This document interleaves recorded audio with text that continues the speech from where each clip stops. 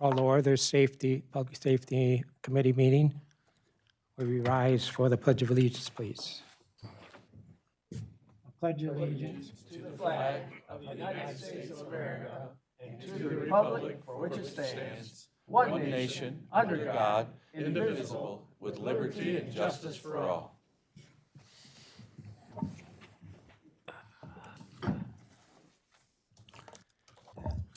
So we're going to do a roll call.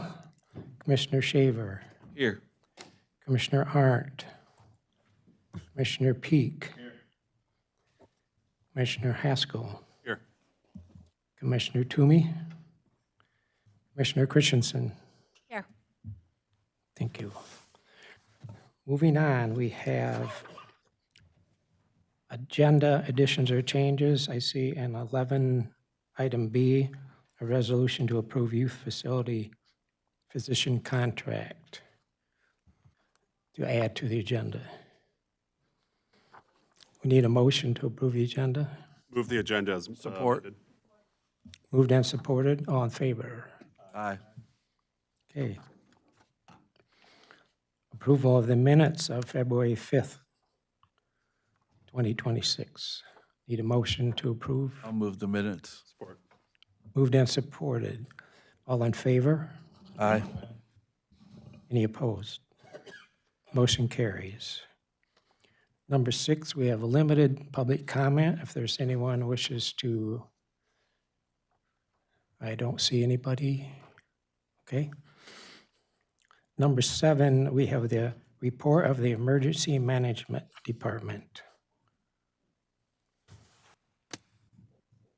Good afternoon, everybody. I requested to come up on the agenda a little bit early today because I had some other obligations I got to get to. But just to give you a few highlights, as well as highlight a couple things coming up. Each year during the academic year for schools, we try and meet with our public, private, and charter schools at least twice. We had that meeting. We always allot 90 minutes. It's a pretty structured meeting for information sharing, decision-making, any other action items that we may need to discuss. But that's always a really good time to get in front of our K through 12 schools, have those discussions, solve problems, and work through issues. Talking about a couple other things as well, we did open and close our internship program already, had 15 applicants from University of Michigan, Michigan State, Central Michigan, Lansing Community College, Grand Valley, really broad pool this year. So really excited to who we're gonna talk to and kind of make a determination, hopefully in the next couple weeks, about what our summer internship program will look like. We did complete our annual alternative EOC, or Alternative Emergency Operations Center functional exercise that we had that memorandum of understanding with Delta Township. And then just to highlight a couple things coming up too, as well as just to highlight our perspective from the February 13th incident in Delta Township. But we will have Severe Weather Awareness Week coming up in the next few weeks. That actually will be March 15th through the 21st. On March 18th, that's a Wednesday, 1:00 p.m. is the voluntary statewide tornado drill. That's when all the bells and whistles go off in the county to make sure we test our systems and that they are functioning correctly. At 12:59 p.m., so 1 minute prior to a T, prior to that voluntary statewide tornado drill, there will be a quad county. So it'll be Clinton County, Eaton County, Calhoun County, and us. We will be testing our wireless emergency alert distribution to all 4 counties cross-border. Never been done before in the country, so it'll be kind of an interesting thing to do. Really excited to kind of hit everybody's cell phone within those 4 counties to test our systems. And not only test our systems to make sure that they work, but also test that we can actually send messages across borders if we have the right documentation in place. In this case, we have MOUs with these 4 counties saying that we can do that. Reason to do that, you know, if we were busy here in Eaton County, I could call up Ingham County or Calhoun County and say, hey, can you send this message for us? Particularly if it's an imminent life safety situation. If there's just some general assistance needed, we can call those counties and ask for assistance. If you know there's a cross-border incident then there's no issues of us sending something, say, into Ingham County just past Waverly Road if we had to. So good opportunity to test our systems. We'll see what that all looks like. Again, that's going to be March 18th, a Wednesday. That test at 12:59, followed by the voluntary statewide tornado drill 1 minute later. Back on February 13th, with the incident in Delta Township, we did actually issue 2 wireless emergency alerts to a 0.75 mile radius up in that area of Farmstead Lane, about 26 minutes apart. So first alert went out regarding the active shooter situation, followed 26 minutes later by an all clear message. That's based on some research and everything that we've taken a part in to do those 2 things. Based on what we've kind of talked to with the researchers too after this incident. That's the first time in the country as well that there's been an all clear message following an active shooter incident. So kind of an interesting thing in terms of how we executed that and then followed that up when the incident was over.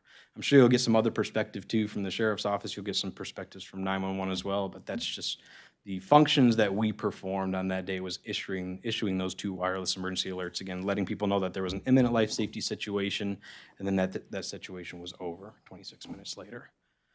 That is my report. Happy to take any questions. Any questions, Commissioner Thank you, Joseph? Mr. Chair. Ryan, that Quad County alert, you said comes through cell phone, so that's to all the residents of the 4 counties? That is the idea. Yep, it'll be everybody that, not even residents. If you're just passing through and you happen to be in one of those counties, you will get the alert. Okay, so that'll come through as a text message? It's not a text message per se. It is directly as a kind of what we call a public safety alert to your phone. It'll be a loud, shrill, buzzing, like an Amber Alert. Think of an Amber Alert. It'll be the same exact thing. We have the ability to issue those locally for imminent life safety situations. So we don't have to sign up for anything special to get that? You do not need to sign up for anything. I can get that directly to you if we have to. Yep. All right, thank you. So it'll be, to add to his question, well, the siren or whatever, no, then it will come with an explanation? of Yep, what it it'll is? be a test message. It'll be clearly labeled test message. Okay, It'll say test in the message itself, I think 5 or 6 times, just letting you know that we are testing our systems. And then there will actually be a survey link. If you click on that, you can actually click on it through your phone. A survey link, just 20-second survey saying, hey, did you get the message? Where were you located when you got the message?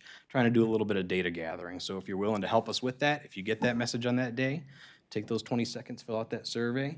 We worked with the Emergency Management and Homeland Security Division at the state to populate kind of a GIS dashboard, and we're going to do some data collection on it. Commissioner Hasker, you have a question? Yeah, thanks for the report, Ryan.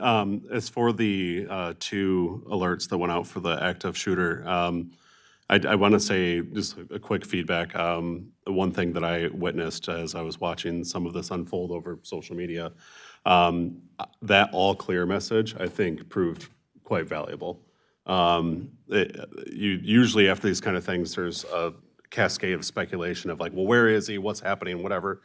There was a lot of residents that were posting, the all clear message over and over again from the social media that I saw go out. So I think it was incredibly valuable, and kudos to you, 911 administration, for keeping us up to date. I think communication was very, very strong that night. Cool, and thanks for kind of providing that feedback. That multi-phase study on how we talk to people once the situation is over just came out last fall.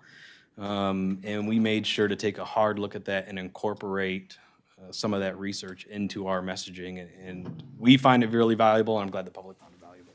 Yeah, I agreed. Like I said, I think the panic that comes with those kind of events usually is drawn out a little bit longer than I think it was, and very valuable. Yeah. Any other questions for? See none, thank you, appreciate it. Absolutely. Yep, I do have to take off. If there are any other follow-up questions, feel free to email me, call me, whatever you'd like. Okay. Next, number 8 on agenda is Sheriff's Office Department Report. Good afternoon, Commissioners. Under Sheriff Cook on behalf of Sheriff Tom Reich to bring you some of the incidents that occurred in February of 2026. On February 5th, our deputies responded to a complaint of a stolen vehicle, which turned into a fleeing and eluding case. There were 2 individuals who met through an adult website in Detroit. One of them stole the other's car. Eaton County deputies located the stolen car and attempted to stop it. The suspect fled and eventually crashed and was arrested and lodged in our jail. On February 10th, this is a sex offense case. There were two males, both of them here in the United States on work visas from Afghanistan. They drove to the Clarion Hotel at 1:30 a.m. To have sex with a 15-year-old for a price. Both were arrested and lodged at the Eaton County Jail. On February 13th, I'm going to give you a basic description of this. Our deputies responded to the area of Green Meadows and Farmstead on a murder investigation. At that location, a family was out for a walk when the male suspect intentionally struck them with his vehicle and then exited his vehicle and fired numerous gunshots at the members of this family, killing a young child and seriously injuring the child's mother and father. A neighbor heard this happening and, without regard for her safety, heroically intervened and stopped the attack on the family. The neighbor was critically injured in this brutal assault and is still hospitalized. The suspect fled on foot and was quickly arrested and is lodged at the Eaton County Jail on murder and assault charge issued by the Eaton County Prosecutor's Office. That is a very minimal and basic description of what occurred in this event. This is an active investigation, even though it's already in the excellent hands of our prosecutor's office, and they're moving forward with this case. There is still an investigation ongoing, so it's not something that I would be able to answer specific questions on, and I would hope you would understand that. Sheriff Reich and I want to recognize our outstanding deputies and sergeants that responded to this scene when this happened. Without getting into too much detail, the best word to describe this is horrific. They responded to deal with this incident in a highly professional manner. They secured the scene at the evidence. One sergeant was dealing with that while another sergeant was leading the pursuit of the suspect. When we talk about mutual aid from other agencies, here's a case where it did come into play. This incident was put out by dispatch as an active violent incident, which was very accurately done. And procedures were set in motion. People were coming. Everybody was coming. Michigan State Police, member of their emergency response team, actually heard it over the radio and started calling his team members to respond to help search a particular area where they thought the suspect was at, and it was very helpful. Charlotte Police Department, Captain Brooks responded to the scene. There were members of other agencies that responded. Delta Township EMS responding to that scene and having to deal with that horrific scene. There were so many people who played an important role in the immediate aftermath. Our 911 dispatch center did an outstanding job coordinating the response and the efforts and the search. It was a strong team effort. I'm very thankful that the suspect is in custody. The sheriff and I and everybody at the Eaton County Sheriff's Office is extremely saddened by what happened to this family. It's an indescribable situation, and we know that our prosecutor's office will be working with our detectives to ensure justice is delivered in this case. And that's about all I can say about it. On February 20th, there was another sex offense case. An adult suspect drove to the Clarion Hotel to have sex with a 15-year-old female. The suspect arrived on scene and, when confronted by our deputies, resisted arrest and fought with them. He was taken into custody and he was taken to the Eaton County Jail. On February 22nd, there was an attempted arson on Marmore Drive. A juvenile observed a video on social media program called Snapchat of the suspect lighting a Molotov cocktail. A Molotov cocktail is a homemade incendiary device. Some of you may know what it is, but it's a kind of a crude device, but it can be very effective. He observed the suspect lighting this Molotov cocktail and throwing it into the bed of his grandfather's pickup truck. The juvenile who was watching this video was able to get to the truck and remove this Molotov cocktail before it could ignite the entire truck. Our detectives were able to identify the suspect and are continuing to investigate this case. On February 25th, our deputies conducted a traffic stop and requested Sergeant Turner to assist with his canine partner, Tank. Canine Tank indicated there were narcotics present in the vehicle and was correct. The suspect was arrested and lodged at the Eaton County Jail on several charges, including a full extradition warrant out of Indiana for the sale of cocaine. So they took a drug dealer off the streets. On February 26th, a male suspect attempted to steal $1,200 worth of merchandise from the Home Depot and then tried to hide behind a dumpster at the gas station on the corner of Waverly and St. Joe. When our deputies saw him there, he fled on foot and was quickly caught. The suspect was arrested and lodged in our jail. Also on that date, Ulta store employees called about a person stealing perfume and reported the suspect had previously stolen from their store. The suspect had stolen $870 worth of cologne and perfume and was arrested and lodged in our jail for retail fraud second and possession of cocaine.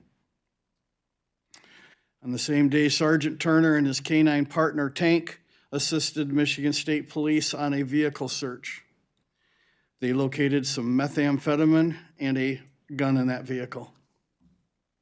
On February 27th, deputies investigated another sex offense. A male drove to the Clarion Hotel to have sex with a 15-year-old. Upon arrival, when confronted by deputies, the suspect fled on foot. He was caught, arrested, and lodged at the Eaton County Jail. On February 28th, there was an incident in the 400 block of Dornat. Two men were arguing when one of them grabbed a machete and attempted to hit the other with it. Suspect was arrested and lodged in our jail. At 215 North Canal, several intoxicated people began arguing. A family member of one of the intoxicated persons shows up with some friends and pistol whipped one of the victims. 3 people were arrested and lodged for this assault, and 2 guns were recovered. That's it for the highlights. There are numerous examples of assists that our deputies did to area departments such as Lansing Township Police Department, Grand Ledge Police Department, Michigan State Police, and the Lansing Police Department for a variety of incidents. Again, the mutual aid goes both ways. Any questions that I could answer? Commissioner Shaver. Under Sheriff Cook, thank you for being here and giving this report today.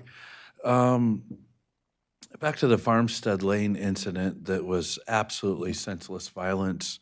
It's condemnable by everybody, and thankful for the response that that the sheriff's office gave to that. Could you? I don't think it would be a part of the investigation, this detail, so I'm going to ask, could you give to the commission what the response was from Command Central to that incident? Were you and the sheriff specifically able to be there for that incident? We were not, but members of our agency were. It was a good coordinated response. It was early, it was late afternoon, early evening when this occurred. But there was a very coordinated response. It was done effectively. There was sufficient command to be able to deal with it. But to go into the detail as to which role everybody played. I don't need that. Okay. It's not what I'm asking. The second question is, you know, we've We've recently entered into a Windsor Township contract, which I'm very thankful to be able to engage in that service for Windsor Township. Can you give us an update to where we're at with, I was hoping to be able to ask the sheriff this question, but I appreciate you being here in his stead.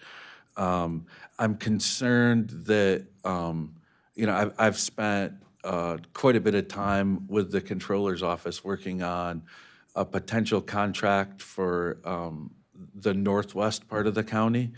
I'm concerned that we don't have enough staffing and that those spots aren't being filled expeditiously enough to be able to really pursue more contracts. Can you talk about the sheriff's plan for filling the vacancies that we have, and if there's been any traction on that in the last month? There has been. There's a plan in place to actually hire some personnel in advance to planned departures and planned openings so that we can get people on board quicker. And that's something that Captain Coolman is working on and is working with our controller's office on those positions. As far as Windsor Township, for instance, we've already assigned a deputy to that contract, and we have a command officer who's been assigned to oversee that. So that is moving along well, and we're doing the best we can. It's a competitive hiring environment.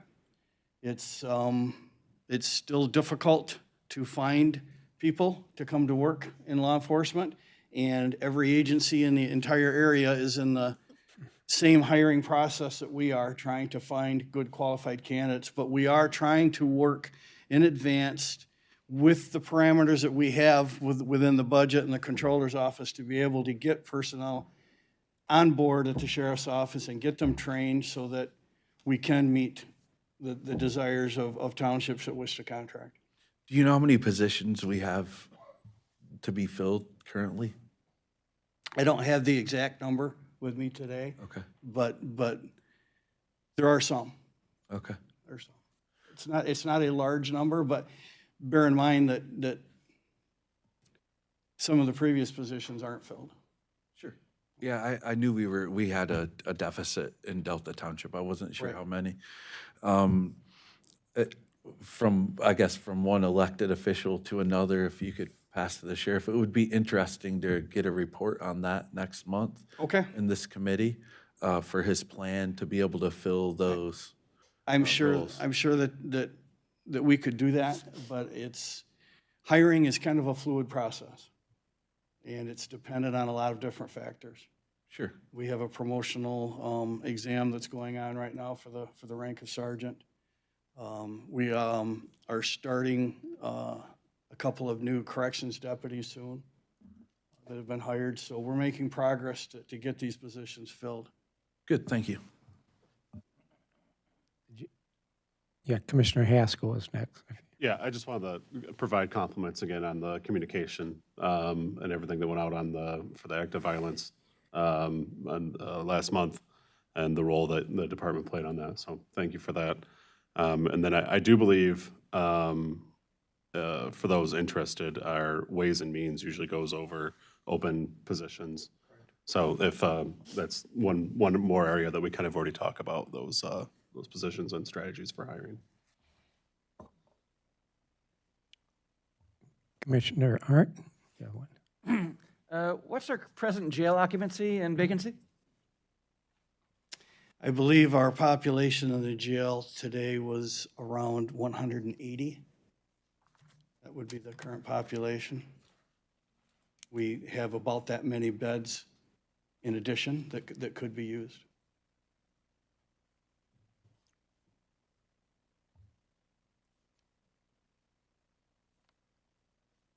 I can get you an exact number later. Thank you. Mr. Christensen, you had a question. Thank you, Mr. Chair. I just wanted to applaud our deputies as well as everybody else that was involved. I heard we had some prosecutors there and that type of thing. Also, extreme heartfelt condolences to the family on the loss of their daughter. And I haven't heard updates recently on the other gal, but hopefully she's doing better as well. And I briefly mentioned that the case was in the hands of our excellent prosecutor's office, but in the same token, they were very effective in making sure that we had the search warrants available. They were there helping, as they always are, and they did a great job with that. And I wanted to mention that our volunteer victim advocates were out assisting the family and played an important role in the immediate aftermath of that. We're very grateful to have them and for their willingness to come out in the worst possible situations. For sure. And this isn't something that's, just going to be a year or two recovery. This is a lifetime thing. Another question that I had for you, I remember, I think January, and I know for a fact February, when you came before us and gave your report, you had talked about several cases where someone had, I guess I don't know the word I want to use, they had attempted to pick up teenage boys or girls, and it's happening, I'm hearing more and more. I'm not saying it's just Delta, but that's a lot of the area where we're hearing it, and I know that's a little heavier populated area as far as having malls and teen things to do, so that attracts that type of thing. But I guess I'm kind of concerned that this is becoming more frequent than what we had heard about in the past year of me sitting in this chair. I mean, we're hearing about it multiple times. It's not a local phenomena. It happens all across the state of Michigan. Right. It happens all across the country. And there's been, successes in identifying people who are prone to try to engage in that type of behavior and make arrests. We think it's important to do that. And so that's why you've been made aware of that. But if you were to go to many other counties and even in our region, other investigations just like these are happening very frequently, and a lot of arrests have been made. So it's not just here in Eaton County or in one particular location. This is something that, like I said, goes on all over. So arrests are being made, though? Yes. Okay, good. Thank you. Any other questions for Undersheriff? Thank you, sir. Thank you. Next, we have number 9, our report from Central Dispatch. Good afternoon, Kelly Flynn, Eaton County 911 Director. Central Dispatch handled about 7,988 total calls, and over 3,000 were emergency calls, and about 6,623 were incidents across fire, EMS, and law enforcement. We continue to progress on several technology initiatives, including CAD-to-CAD integration and radio encryption and preventative maintenance for those. Our staffing remains strong with 15 fully trained telecommunicators, 6 fully trained supervisors, and 1 vacancy. 1 candidate is scheduled to start on Monday. So in February, I also attended Nina's 911 Goes to Washington. This conference is always very interesting because it is boots on the ground. The first day is you are learning and talking about issues, but then you go meet with your representatives, and Michigan had like 21 representatives there, but there was kind of 2 asks that we were working on. And one is the federal reclassification of public safety telecommunicators as first responders. I know the county has been super supportive of this, and Commissioner Haskell has actually, pushed this through and recognized us as that. But we are federally recognized as secretaries. So it has passed the Senate 100%. It is on the desk of the House of Representatives. So we were pushing for that to kind of make a priority to the front of the line there.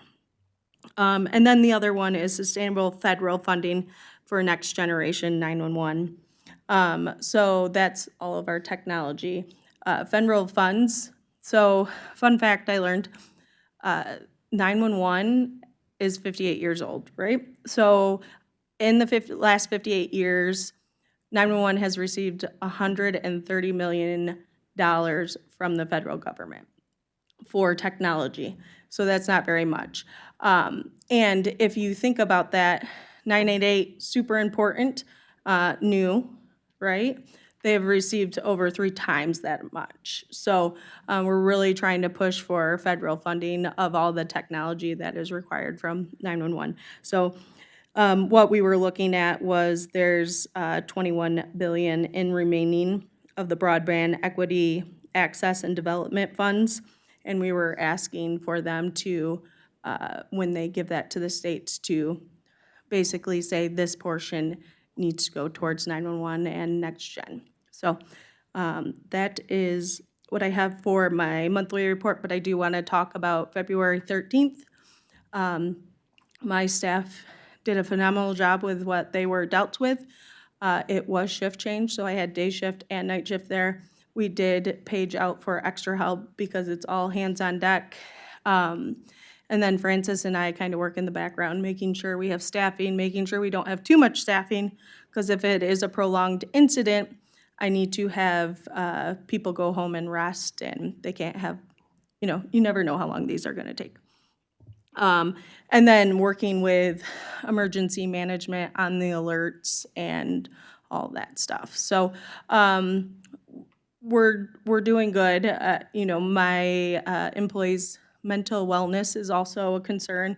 So we've been checking in. They have gone to some debriefings, and we will continue to check in. So it is also, obviously, as you know, it was also the 3-year anniversary of the MSU shooting, which also they took calls on that day too.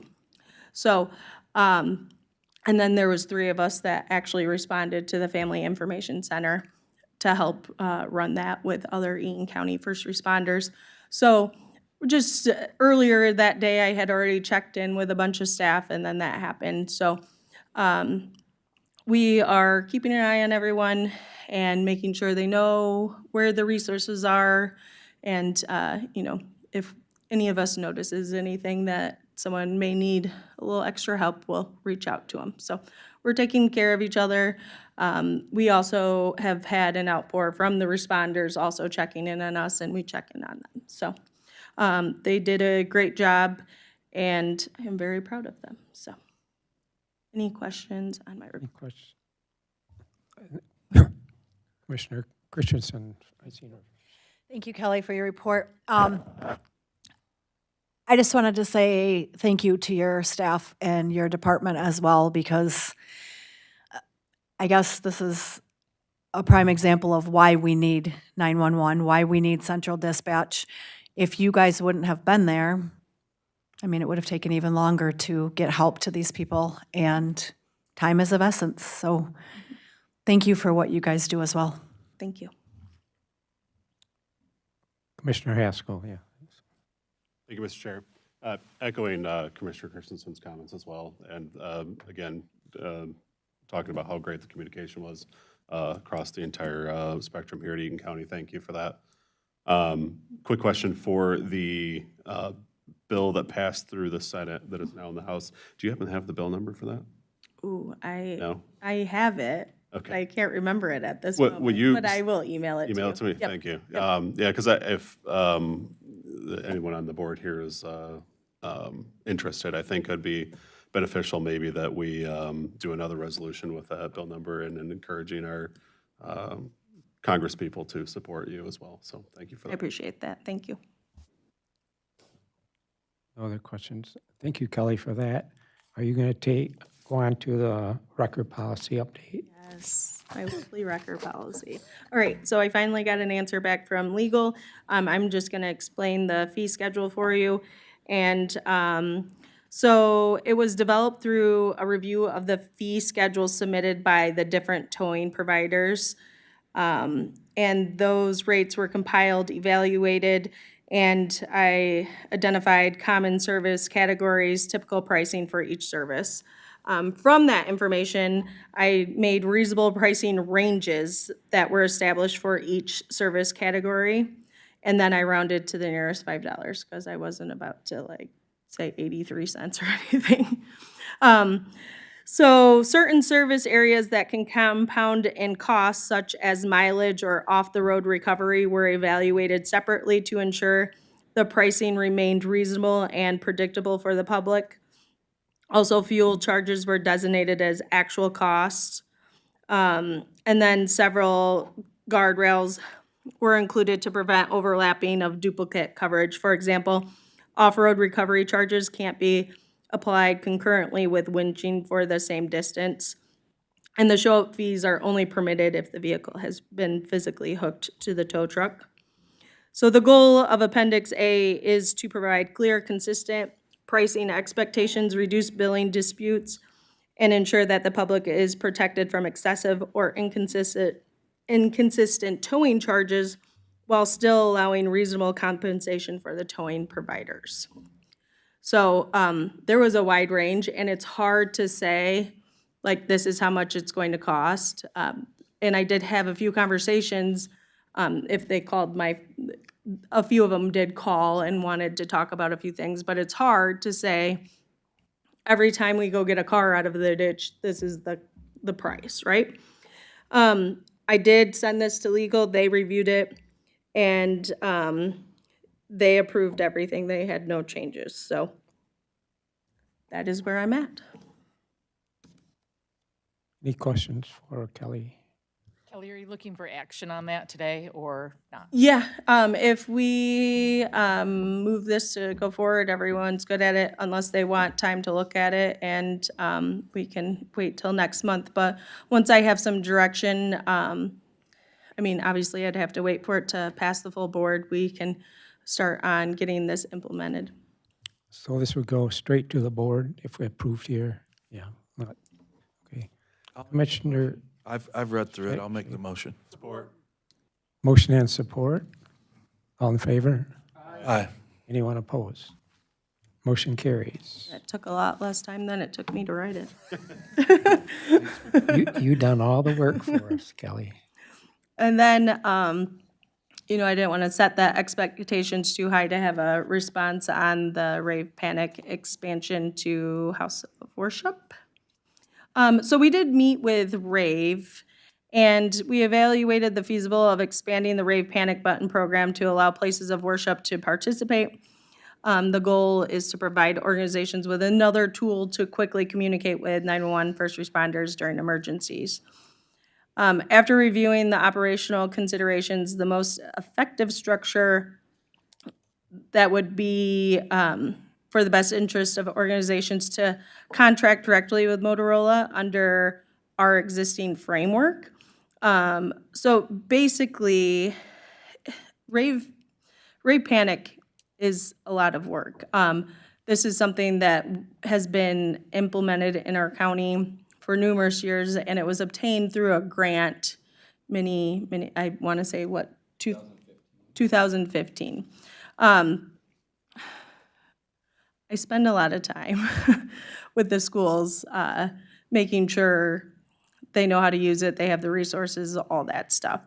So I did sit down so Rave was bought by Motorola, and the thought is that they can come up with a flyer and pricing and then meet with them separately, and they can figure that all out. So the person that deals with schools and government does not deal with places of worship, so they had to get some pricing details on that because he thought it was probably going to be pretty different than schools, and because most places of worship aren't filled 24/7 or 7 days a week, right? And kind of how they utilize it. So more of creating a flyer with information. The great thing is that Eaton County Central Dispatch has the capability to get that information through Rave because that is the platform we use. and maybe pushing out the flyer and information that way and letting them sign on individually. And so I guess that was our recommendation, just because of the added work it would put on our office.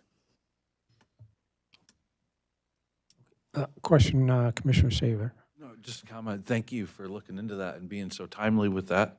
I think it'll be an option that some churches would choose to take advantage of in the current climate of our culture. And I think if it's something that we can do that makes sense for the county first and foremost, and be able to offer that in whatever way, it's brilliant. So thank you. Yep, so he did get back to me today and said he would have that information by tomorrow, and then we can create a flyer. And we don't have to really limit it to just places of worship, any Eaton County organization, business.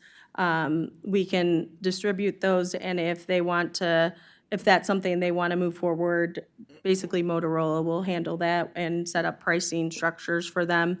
And then what we would do is, obviously, if they hit that button, we would receive that information, so. Okay, appreciate all of that, Kelly. I don't see any other questions. Oh, I do. Commissioner Haskell. Yeah, thank you. My question was going to be if the same flyer could be given to other institutions, so thank you for already answering that. Going this avenue with having them sign up through whatever flyer or promotional material that Motorola puts out, does that save you from the administrative work of trying to, okay, Yes, so it integrates with it, so no matter what, for example, what is the business? Spartan Motors, why I couldn't think of that, has Rave Panic. okay, They're not on our contract or anything. They just basically create a facility. If they hit that button, it notifies my dispatchers that it's coming from Spartan Motors and gives all the information. Okay. So, but they have to take the responsibility of teaching their employees and like all the back end of that stuff. great. Yeah, that was my only follow-up question, is just if there was still some sort of extra step that you would have to do even with this. No, basically, they would create a facility, Mm. and any business or organization can create, it used to be called Ray Facility, but now it's called Motorola Facility. And anyone can create that, so you can put, we can only see it when, there's an emergency, we can pull it up, has key holders, you can put maps, you can put, all sorts of, as little to as much information about the business as you want in there. And then when someone puts that in, we just have to approve it to say, yes, it is in our county, so that the right information goes to the right 911 center. Okay, so does this integrate with Smart 911 then, or is it It different? all kind of integrates. So Yes. Smart 911 is an individual and family Okay, 911 profile. Rave Facility, Rave Motorola Facility is a business, like 911 profile. And then with that, Rave Panic builds off of that and is a panic button that calls 911 using the facility information. okay, excellent, thank you. Okay, Commissioner Docia, I see. Thank you, Kelly. If you wouldn't mind giving us, and I don't want you to have to take all day to do this, but just a brief hypothetical, for instance, and because we're discussing churches, if a church has this button, hits the button, what takes place when that button is hit? Yeah, so there's different buttons. So there's an active assailant, there's medical, there's fire, there's 911 other. So those are all customizable. But let's take a school, for example, because we standardized everything through there. So if the active shooter button is pressed, the important thing about any panic button that's coming into 911 is two-way communication. So we don't want to have a panic button that a light just goes off and you hope the dispatcher sees it and you hope that helps on the way, right? So two-way communication is important, whether that be a text to 911 or an open phone call. So as soon as a teacher hits the active assailant button, it notifies everyone that is assigned to that school that the active shooter button has been pushed. That person then connects the call to 911. It says 911 has been called. So it's telling everyone that's assigned to that facility that the button's been pushed, the 911 call has been made, okay?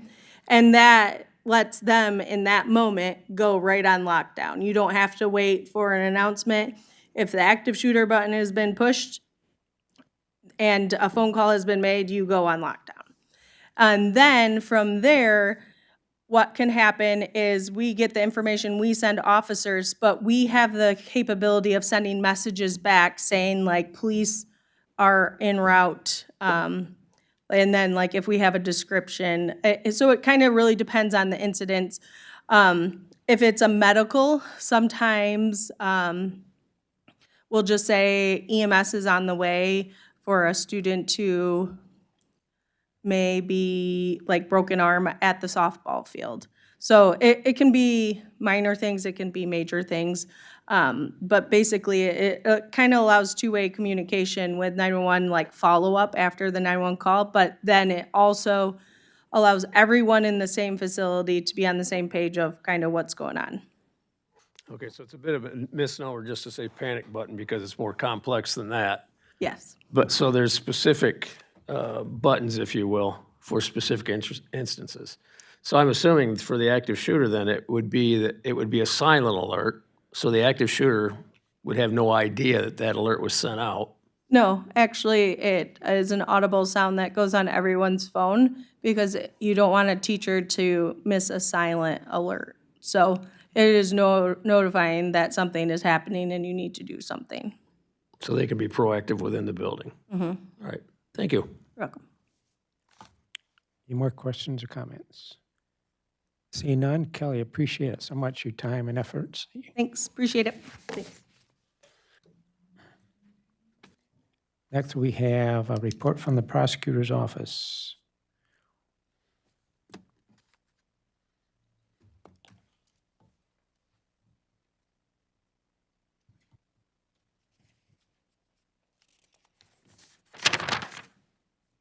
Good afternoon, Chair, Commissioners.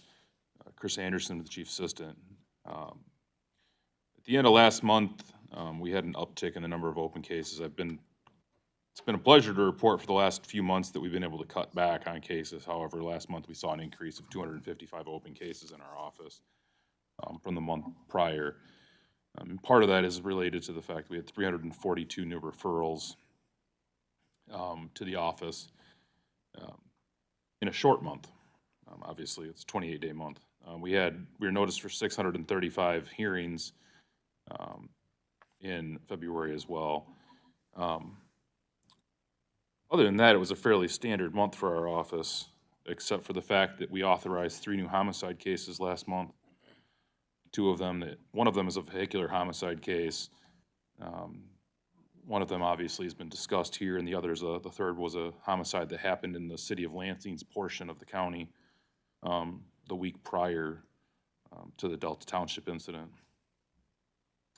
I would note, and I appreciate the comments from the sheriff or the undersheriff about our office. We did have 2 attorneys that not only went to the scene, but also stayed up the entire night helping make sure paperwork was done and ready to, I guess search warrants were done, and observing an interview with the suspect. And there's a reason for that. I think it's helpful to be able to see a scene as you're prosecuting it, to be able to fully appreciate what you're looking at and what you're prosecuting later. Now, I'll also say that I don't think that, I know Kelly mentioned it about the debriefing of her people.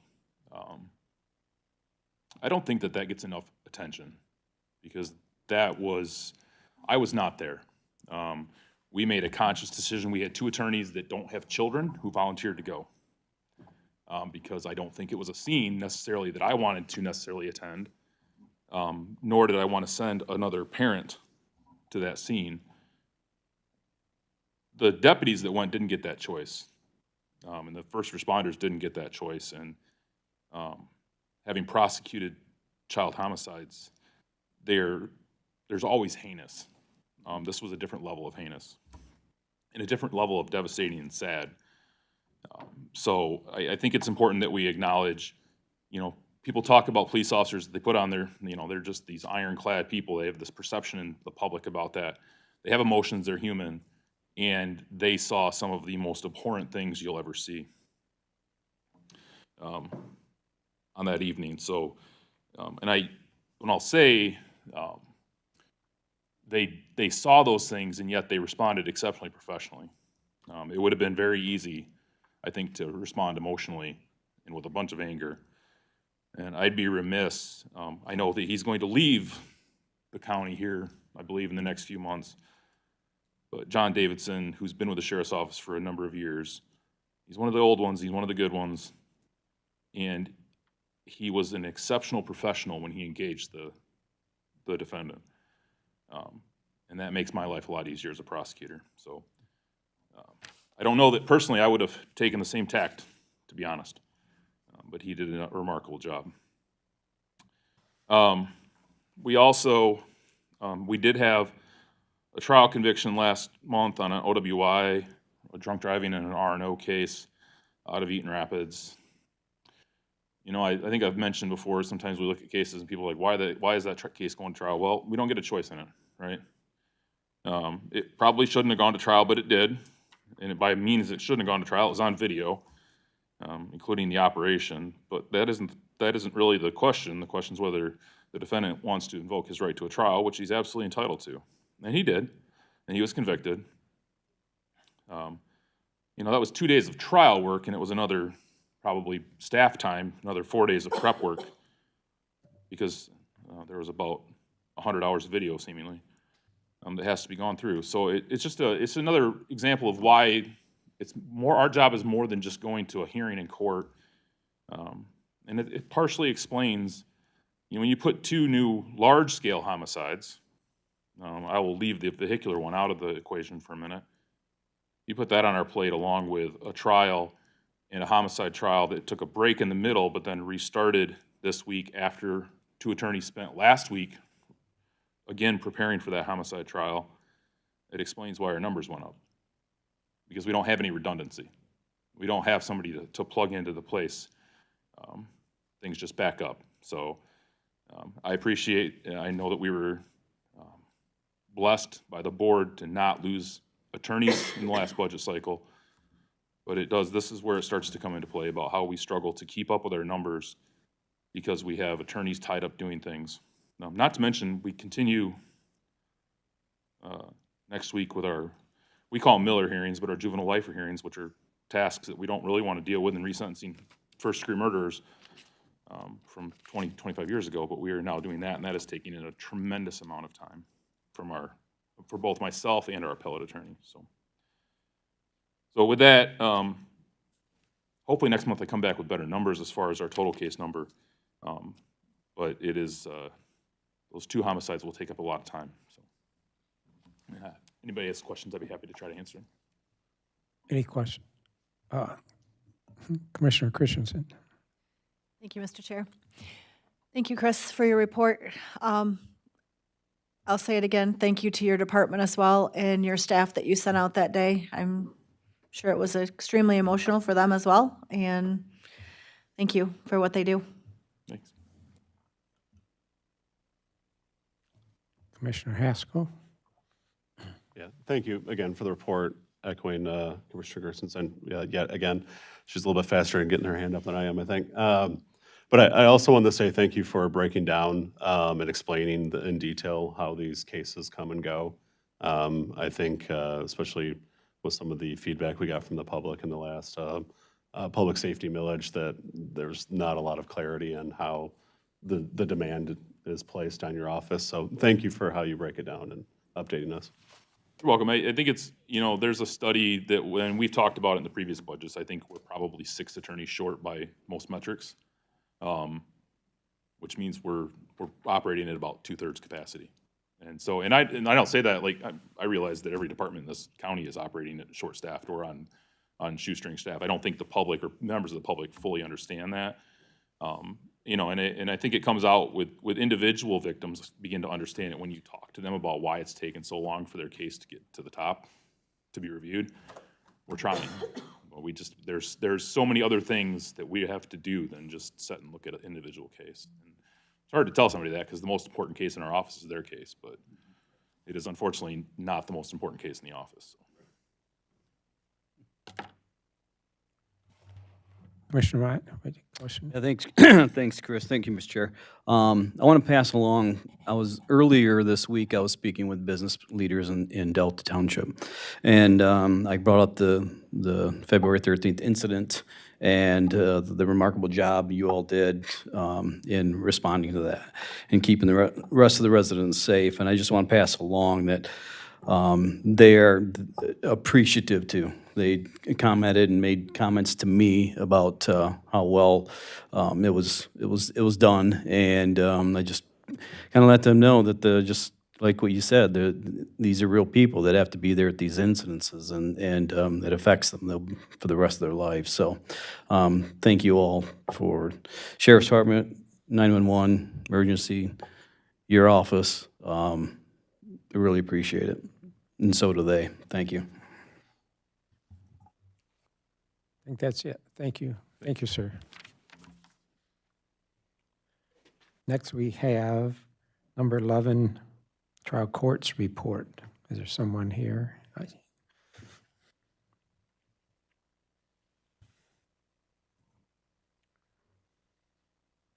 afternoon, Amy Etzel, Court Administrator. Before I get into my report, I just wanted to mention too, as we're talking about some of the cases that are horrific and things that take the emotional toll. One of the programs that we have for the court for individuals of the public who are jurors on cases, especially for cases that are, individuals who aren't used to coming into the court, don't have any exposure to some of the things we do on a daily basis, but have to look at video, have to look at pictures that are very horrific. The court offers through the county's employee assistance program option for jurors to also receive some support after their jury service. They get free counseling sessions to be able to debrief a little bit. So that's one of the things that we have pamphlets in all our jury rooms and offer that up to individuals who are required to be on jury. So I'm here, the court submitted, I know it was a large document for your review. I'm not gonna go through and read it, but I will summarize, and as I was summarizing, I pretty much ended up with the same amount of pages that so I apologize, but I'll try and be somewhat brief. But we are looking at requesting some restructuring for several departments, 3 of our departments, specifically with regards to personnel restructuring. The first request that's in the packet is to join the Chief Deputy Criminal Clerk position with our magistrate position, and then to add a part-time deputy clerk to the department. Back in June of 2025, we had established a contractual magistrate agreement with an attorney. However, in October of last year, that position was vacated, and so this position has been open since that time. It's been posted, and we've had difficulty finding qualified applicants to fill that position. That's been a long history with this position, probably for the last 7 years. We believe the position, it was only a 20-hour position. Our contractual agreement was really for less than that. But the limited hours, there's a residency requirement for that position. They have to live within the Eaton County. I think reduces the pool of qualified applicants that we can consider, and then also increasingly makes it difficult if we're seeking out somebody who's an attorney who has those qualifications. So over the years, we've had this vacancy that has just been recurring, which then impacts our court for recovering the loss due to vacancies, the time commitment that is required for the training and the certification through the State Court Administrative Office. So the court is proposing, we believe, a creative solution, a long-term solution, we hope, to fill the position by merging those 2 positions of the Chief Deputy Criminal Clerk with the magistrate as a non-attorney magistrate. Our chief deputy clerk has the experience and knowledge of traffic and criminal case requirements that we would seek from a candidate for this position. By merging the two positions, the expertise that the chief deputy has developed, procedural requirements for our courts, provides a level of competence that we need for this position long-term. With the merging of those two positions, we would be asking to add a part-time deputy clerk to absorb the clerical responsibilities and the workload that would be offloaded from the chief deputy's plate. But overall, our request is not requesting any additional FTEs. It's rather just redistributing the FTEs that we currently have so that we can potentially have some long-term stability in filling that position and having somebody as a magistrate for the district court. Within the packet, we've included a current organizational chart for the District Court Criminal Division, and then the proposed restructuring changes. We've also included a job description that combines the chief deputy clerk responsibilities and the magistrate, and then also the job description for a part-time deputy clerk. The second restructuring request we are seeking is within our juvenile court. And I know Judge Pollard has in the past spoken with the committee regarding the shift of juvenile court practices and the implementation of the juvenile justice reforms over the last several years. Our court is now required to implement screening and assessment tools throughout varying points in the juvenile case and to utilize the results of those tools to guide decision-making efforts with regards to diversion, placing a youth on formal probation, or when we detain a youth. In addition to the utilization of those tools, the courts are required to employ a quality assurance specialist, and that position is intended to ensure data reporting and compliance for all the requirements that have come through as a result of the reforms. July 1st is our deadline for courts that will be required to start producing juvenile data to the State Court Administrative Office each quarter. So we're seeking to add the position of the Quality Assurance Specialist within the structure of the juvenile court to ensure we have compliance with that. This position would play a vital role in overseeing our plan compliance and performing internal audits on data reporting. The position would be responsible for evaluating data collection and ensuring the collected data conforms with the broader statewide collection requirements and reporting specifics to child care fund requirements. This position would, we intend to relieve the controller's office also of the overload that they've had of managing and monitoring and inputting the data collection for child care funds. So we would look to take on some of those roles and relieve that pressure for them. Additionally, we've proposed a job description for the QA position, providing a greater detail of functions for this position.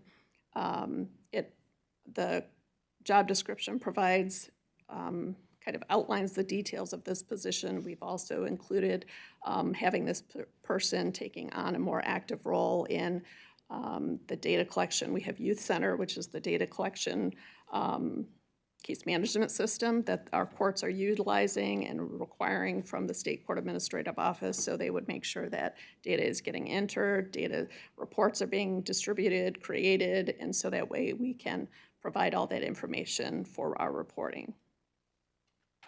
The last request that we're seeking is within our Friend of the Court department, and that is just a simple reclassification of the office manager position to establish an organizational structure within the office that provides a secondary level of supervision that's similar to most of our other court departments. Within the last couple of years, the office manager's responsibilities have been modified due to the number of vacancies that we've had within that department in order to establish an immediate manager to take on a number of higher level responsibilities. The office manager currently performs supervisory functions, approving requests for time off, managing payroll, participating in the hiring process, conducting performance evaluations, and performance oversight. The position oversees employees' access to the security rights of their state support system and performs the reconciliation of office financials and serves as the financial clerk backup when needed. So we are asking with this request We're not asking an increase in positions. We're just asking this position be reclassified at grade level so that they can be appropriately aligned for the responsibilities that they are currently doing. We've included a current organizational structure for the friend of the court, showing the organizational change with the office manager being the direct oversight of the enforcement caseworkers, the administrative assistants, and the financial clerk. And then also the updated job description. One had track changes, and then we provided a clean copy of those. I know I've kind of gone through these pretty quickly, but we're happy to take questions. And I know Judge Van Langeveld, Judge Pollard, I thought you were here, and Judge Felsing is here also, and they could provide some additional information if you'd like. So we appreciate it. We just request you look to pass on these to the Ways and Means, and we will have more information for that committee to determine the cost increases related to the general fund. So offhand, you don't have a dollar increase? I Until don't Ways- offhand for the front of the court restructuring, so that would simply be a grade level increase, which I believe would be approximately $5,500 at the high end. The quality assurance specialist position for the juvenile court would be 75% reimbursable, as with the other positions. So that a 25% general fund contribution. And then for the district court, we don't anticipate that to be a huge increase. We had a budget already established for the magistrate, and we had the chief deputy. We're merging those, so we would be looking at what grade level that would fall into, and then adding the additional part-time would be a lower classification than either of those two positions. So we anticipate it would be an increase, but it would not be a huge position increase. It's not adding a whole full-time person. So would I anticipate at Ways and Means you would have a dollar number by that time? Sure. Yep. Okay. So procedurally, how it works is public safety evaluates the need for the positions and whether or not you feel there's a need and that this is a good restructure for that department, then you would move it to Ways, and Ways would look at the budgetary aspect of it, and if with the rough numbers that we would have at Ways, and then Ways would determine whether or not to send it to the consultant for their review, and then it would go to the consultant if Ways moves it that way. That's kind of the process of how it all would work. Okay, thanks for that. Make the motion to move it to Ways and Means. Support. We have motion and support. All in favor? Aye. Anybody opposed? Motion carries. Thank you so much. So I would just add, Controller Dawson's not here today, but he did want me to convey the Controller's Office support for the restructure in his absence. So we sat down with them last week and are all supportive of the restructure that they have proposed. Right, good enough. What about, is somebody gonna address letter B for the resolution to approve youth facility physician contract? I can speak to that. I know Mr. Mulvaney, Director Mulvaney was here, I believe, last month and talked about this position. It was, the contract was developed kind of similarly to the sheriff department. I think it went to legal counsel, and so it was received back, and we're just asking for that to be approved, move forward. So we're looking for a motion of support of the resolution. Support. Motion and support for this resolution. All in favor, say aye. Aye. Anybody opposed? Motion carries. We'll get a resolution prepared for that for the board. Are there any miscellaneous number 12? So the rescheduling of the April 2nd meeting, we're requesting to reschedule that to April 9th. There are some action items that need to be reviewed and gone over during that committee. So it's twofold. It's due to the timing of it. We would like a little extra time to prepare documents, and due to some absences of some of the staff that's required to be at that meeting. So if that would fit into everybody's schedules, we're asking to move that meeting to the following Thursday on April 9th. You need a motion? Yes, we do. I'll make that motion. Motion and support to adjust from April 2nd to April 9th. All in favor? Anyone opposed? Thank Motion- you for that motion flexibility. carries. Appreciate it. We have another opportunity for public comment. Just approach the podium, identify yourself, and see what you have. Good afternoon, Commissioners. Some of you may know me, but I've met a few of you, but I'm glad to see the rest of you that I have not met. My name is Pam Colstock, and I'm the mayor for the great city of Eaton Rapids. I am here today to address the absence of animal control services in our county. And I want to start by apologizing that I was not here at your December meeting. I know when you had this discussion, but I did have the opportunity to go back and watch that meeting. I also want to say respectfully that I'm very disappointed in the statement that our sheriff made, blaming our police chiefs for the millage failure and subsequently not having animal control services currently. I realize how disappointing the failure of the millage was, because it was for a lot of us for many different reasons. But to say that it's the fault of our police chiefs and not supporting that action is wrong. And it's not becoming of a fellow law enforcement officer or an elected official, in my opinion. Since budget cuts to the department, our cities, our townships, and villages have been left without adequate support for dealing with abused, neglected, and dangerous animals, creating a significant burden across our county. The Sheriff's Department is not the only law enforcement department in the county, as we heard today, that is experiencing staffing shortages. Most of our city police departments have shortages as well, which makes having to handle the Sheriff's Department's animal control responsibility an even larger burden. I recently, just as of this week, wrote letters of support for Eaton County to obtain funding to build a new animal control shelter. I fully support that effort because I feel it's important to have this in our county, and I also believe that it's important that it comes from the county's responsibility. I really realize that the funding would not cover operating costs, so I'm here today to ask for consideration to see about contracting with municipalities to operate the animal control department. I have heard that the sheriff has said no to this as well. And that is, again, disappointing, and I'm not somebody that takes no, just a no for an answer. It's like, I want to know why. Even though the millage failed, there should be alternative ways to address this responsibility, similar to filling the road patrol that was eliminated. And I applaud you for recently, having the contracts that you do with some of those municipalities for road patrol. I think that is great. But again, this problem urgently needs attention as well. As elected officials, it is our responsibility to pursue every possible solution before saying no. I'm asking you and the sheriff to seriously consider how we, together, can resolve this problem.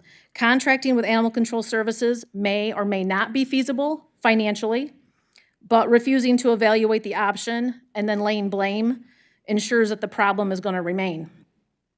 Doing nothing should never be an option. So I thank you for your time today.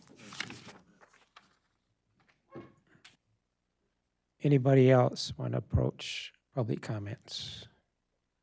I do not see anyone. We will stand adjourned.